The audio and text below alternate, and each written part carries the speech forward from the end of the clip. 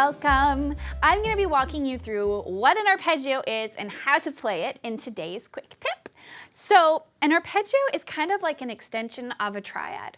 Arpeggios are really great for developing dexterity, for getting comfortable playing across the whole keyboard, and they can be a really good tool when you're, kind of chording and playing your own music because it gives a real sense of movement. So to play an arpeggio, I'm going to demonstrate today in the key of G. I'm going to place my one finger on G, and I'm just going to observe the notes in a G major triad. So I've got a G, a third above is B, and a third above is D. These are the three notes that we're going to be using for our arpeggio.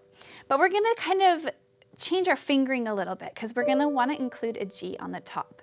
So I'm going to have my 1 on G, my 2 is going to hit the B, my 3 is going to go to the D, and then I can hit G with my 5. So in its most simple form, this is a 1-octave arpeggio. It's really pretty. With my left hand, it's very similar fingering. My 5 is going to be on G, my 3 is going to be on B, but this time I'm going to hit D with my 2, and then my thumb can hit the G, and I can travel back down. If I play them together, sounds lovely.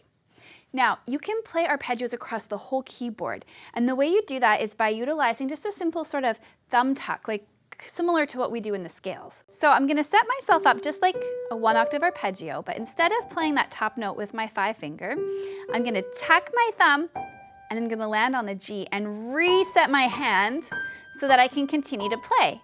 And then when I run out of fingers on the way down, I pivot, use my 3, and I can finish the arpeggio. So this way, it doesn't matter where you start, you can keep going across the keyboard. Left hand, 5, 3, 2, 1, pivot the third,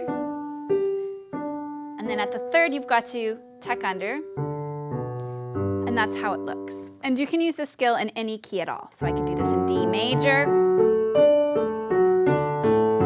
I could do this in A minor,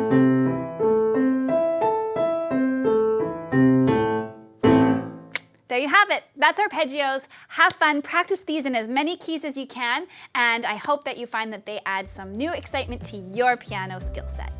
See you next time.